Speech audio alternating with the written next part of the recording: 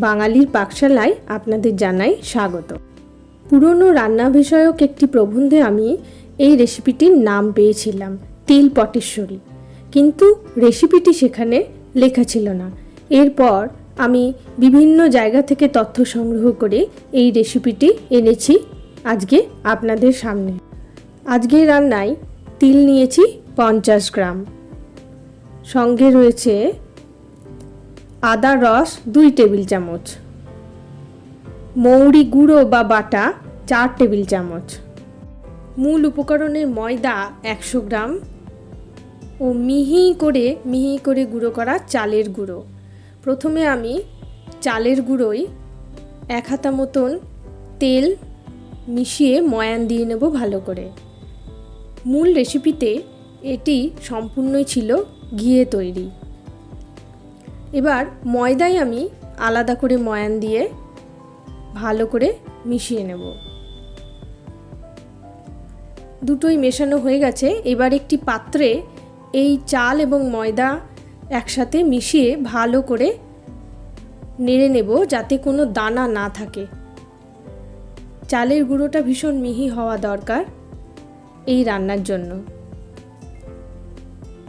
এবার একটু জল দিয়ে দিলাম। জল দিয়ে আমি ডোয়ের মতন মাখবো না, মাখাটা দেখুন প্রয়োজন অনুসারে অল্প অল্প করে জল মেশাতে থাকবো। এর মাখাটা হবে একদম পাতলা নয়, আবার খুব ঘনও নয়, যাতে ফেটানো যায় হাত ঘুরিয়ে সেই রকম। এই রান্নার মূল যে রহস্য তা হলো ফেটানো। যত ভালো ফেটানো হবে রান্নাটা তত সঠিকভাবে হবে। এই ব্যাটারের মধ্যে আমি আদার রস, মৌরি,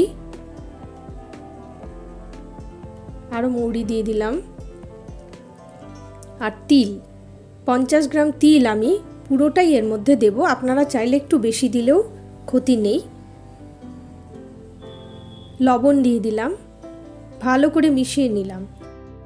আবার বলছি, রান্নাটা ভালো করে ফেটিয়ে নেওয়া ভীষণ জরুরি। প্রায় ঘন্টাখানেক ধরে ফেটাতে হবে ব্যাটারটা, না হলে কিন্তু সঠিক হবে না।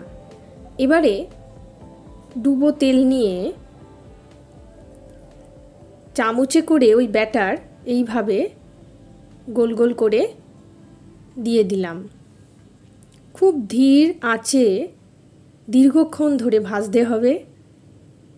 যদি দেখেন ব্যাটার বেশি ঘন হয়ে গেছে, ভেতরটা কাঁচা থেকে যাচ্ছে, সেক্ষেত্রে আরেকটু জল মিশিয়ে পাতলা করে নিতে পারেন। তবে হ্যাঁ, মনে রাখবেন বেশি পাতলা যেন না হয়, এবং দীর্ঘক্ষণ ধরে আঁচে ভেজে এটিকে সোনালি আকৃতি দিতে হবে যাতে ভিতরে কাঁচা না থাকে।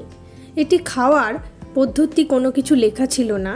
আমার মনে হলো এটি ঝোলা গুড়ের সাথে বা মধুর সাথে খেতে খুব ভালো লাগবে। আমি এখানে ঝোলা গুড় নিয়েছি। দেখুন ভেতরটা মচমচে হয়েছে। তিলটা যখন মুখে পড়বে তখন অনবদ্য একটা স্বাদ অনুভূত হবে। কেমন লাগলো আপনাদের আজকের রান্না লিখে জানান আমাকে। ভালো করে ময়ান দেওয়ার পরও আমার মনে হয়েছে সামান্য একটু খাবার সোডা মিশালে আরও বেশি খাস্তা হবে। ভালো থাকবেন সকলে। আজ তবে আসি।